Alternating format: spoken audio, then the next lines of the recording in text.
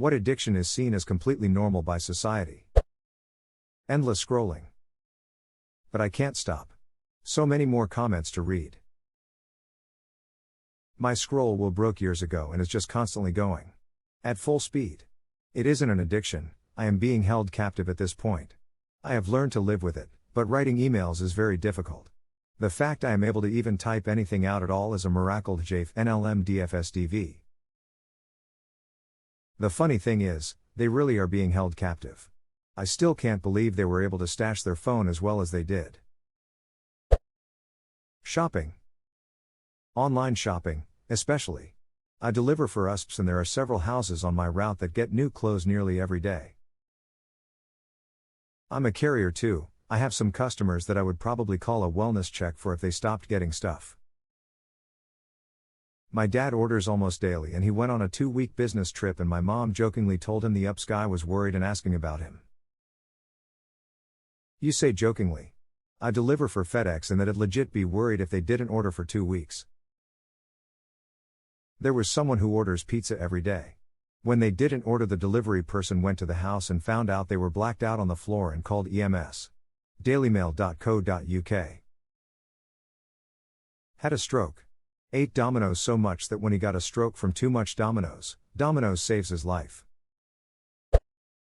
Sugar. I've gone from drinking a 750 milliliters bottle of whiskey per day, smoking like a chimney, roughly a pack per day, to now 3 years completely sober. I still can't curb my sugar addiction. Congratulations on your sobriety. Coffee. Coffee caffeine. Yeah, I barely touch coffee and was kind of proud of it until I realized I drink 2 bottles of soda a day.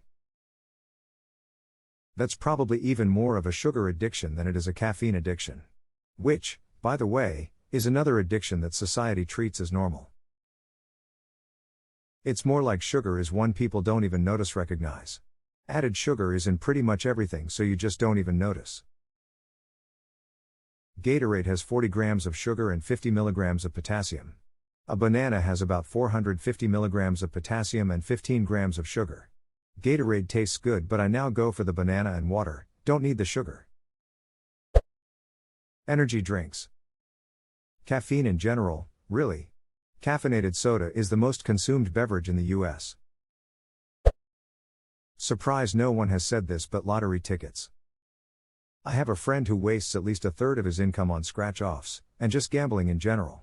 I watched him clean off a scratcher for $100 just to go spend it all on more scratchers that only ended up winning $10. Then complained about being broke and asked me for money, lol. When I worked at a grocery store, I would see people spend so much money on scratch-offs lottery tickets. I never saw anyone win more than $100. I was 18, found myself spending at least $3 a shift on scratch-offs. Once I took a best to realize I was spending $15 a week, I realized that was equivalent to a tank of gas. It's really sad when you watch them and they don't even play them, just scratch for the code and scan it. I worked somewhere with a handful of scratch-off regulars. They just started rolling out the QR scanners when I left. They showed me how there was a code on the bottom that you could figure out if it was a winner or not with minimal scratching. Definitely sad. Most of our lottery regulars played numbers, had some old people with books of old numbers and calculations. They would take hours on a Saturday working out their numbers for the week. Had another guy that had set numbers, came in every day and spent like $100 to $150 on the daily number and pick 4. He was in his 70s, didn't move great and still clearly did some kind of labor work. We sold cigs and lottery tickets. It was super busy and really depressing, but paid $1 HR more than any other retail job. Smartphones in general, I'd say. So many, myself included, are unable to put their phones away completely during social settings. The phone follows you everywhere now. I remember the days when I would read the ingredients on the nearest shampoo bottle while taking a shit because there was nothing else to do. Edit, I forgot to add the procrastination it causes. As we speak, I've been putting off a jog for at least 2 hours by browsing Reddit instead. Social media. Everyone is always on social media, even I am personally an addict. I'm constantly taking pictures for my Instagram, posting on my Snapchat, or scrolling through TikTok. An endless cycle between the 3 apps. Don't forget Reddit. You just threw us all under the bus. Some buses we just belong under. Consumerism. It's such a weird thing how much this takes center stage for people at some point. I feel like once people earned money for some years, all they talk about is what they bought, how much it cost, and how much they think I thought it cost, just to tell me that they paid 20% less than what I expected. It's like the default way to occupy them once they are no longer at work, buying stuff, thinking about what stuff to buy, and talking about what they bought. A fictional crazy man once said, "Advertising has us chasing cars and clothes, working jobs we hate so we can buy shit we don't need, and the things you own end up owning you." Just because he's fictional and crazy doesn't make it wrong. TikTok. The algorithm is insanely good at keeping people on it for long periods of time. My attention span has improved so much since deleting it. I also feel like the app was purposely feeding me content that made me feel insecure and then feeding me ways to fix those problems via products.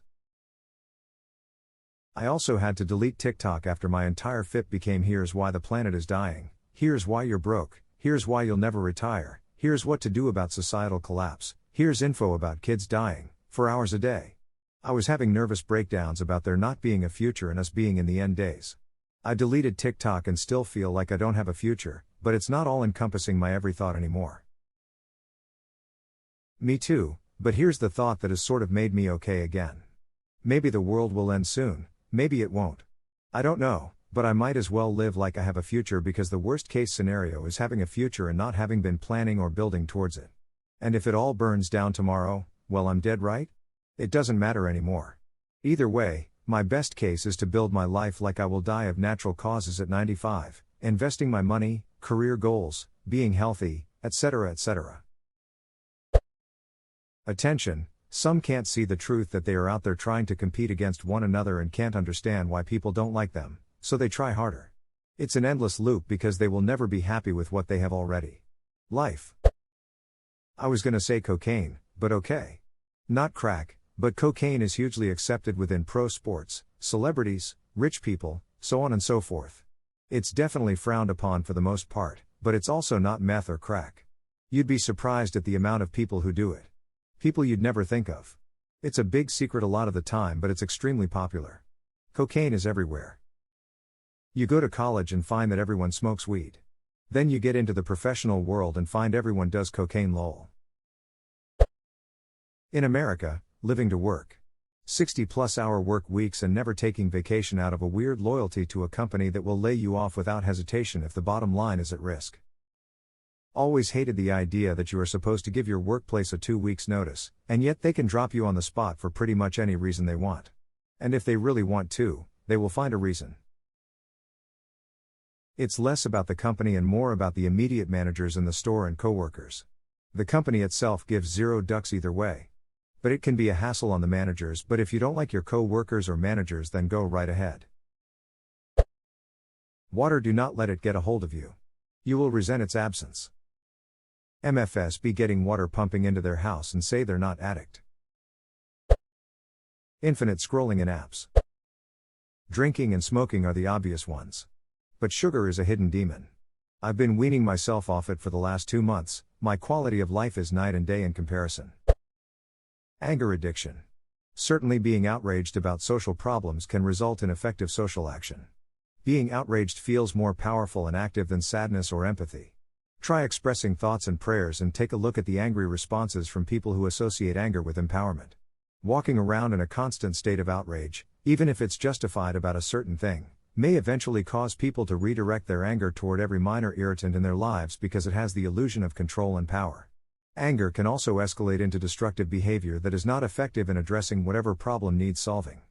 Being angry all the time can't be good for mental, physical, or emotional health or for the people who have to encounter the angry person.